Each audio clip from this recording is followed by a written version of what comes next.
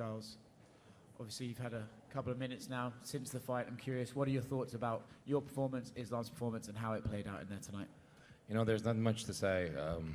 He basically just got to do what he was. Today, he was better than I was.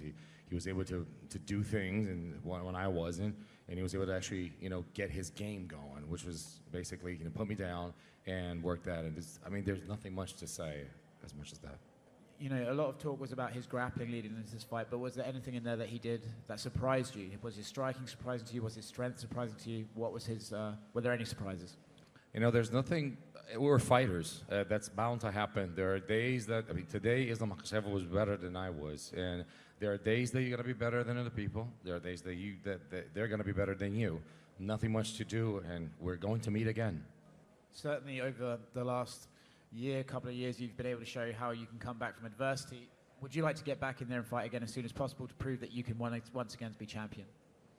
Today, tomorrow, now, I'm ready to fight. It doesn't matter. I said, just like I just mentioned, one day he's better than you are. The other day, it's me. I can fight as soon as possible. And today he was better than I was, but maybe the next time. And next up, as soon as possible, I can fight. Thank you. Charles, next time. We saw Habib go up to you after and have a conversation after the fight. What exactly did he tell you? Man, this is a sport that we know exactly what it's all about, and we actually have to promote fights, and this is what we did. This is exactly what we did, and we understand that the things that we have to do to promote them. He came up to me and just basically said that everything was just promoting the fight, that he had respect for me, and he is a great champion. He has an amazing journey in the sport, and now he has a great champion next to him. And all he was doing is basically saying that he respects me and that it was all part of the game, and that's what it is.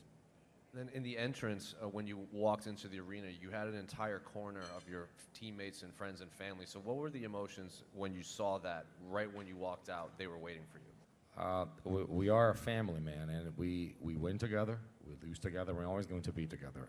The only thing is I apologize for not winning tonight, but certainly they're going to be around me so it can come back. Charles, Brazil stopped today to watch you. We win together, we lose together, we have a broken heart right now, and everybody is gonna be there all together. And would you please send a shout out to the Brazilian fans? I know what that feels. I know what it is to actually have thousands of places just shut down to watch me.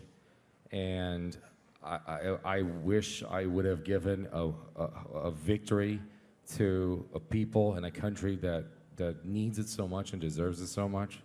But 11 losses ago, I basically went back to the gym the same day because I said, I'm gonna go and get this done. And together, for all those people that love me and that root for me and they always support me, they're always behind me, we're going to train and we're gonna be together in this, and we are going to turn things around, and this belt's gonna be mine again.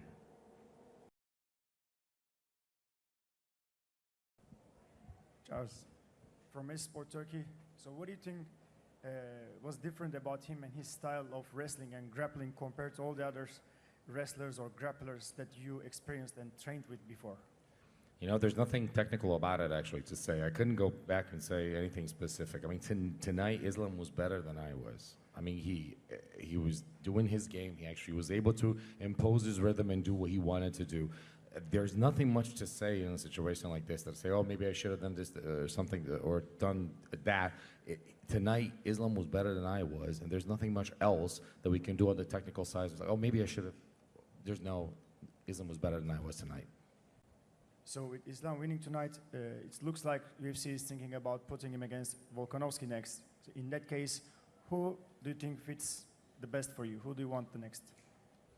I really don't know what I would choose or to actually have to happen, because at the end of the day, you never know exactly what the promotion is going to choose. I mean, they change minds all the time, so who am I to say something like that? The truth of the matter is that Charles Oliveira is still the #1 contender in the division. So what we're going to do is go back home, see my family, talk to my managers, assess the matters, maybe butt heads a little bit with the UFC. I've always done everything the UFC has always wanted from me. I've always fought other people's homes. So basically, we're just going to wait a little bit, and there's nothing much for us to actually choose. We're going to be home and negotiate it from there. Thank you. I have a question. King. Oh, yeah. Charles Oliveira, how are you, sir? Right here. So you have a lot of connection to the streets, to the favelas, to the ghettos, and a lot of people from these unprivileged situations, circumstances look up a lot to you. What do you have to say to these people as an inspiration about getting knocked down and getting back up and getting back to that championship title fight again? You know, man, no one's ever going to hit me as hard as life has hit me. So fell down, and I'm going to get up, and I'm going to get this belt back.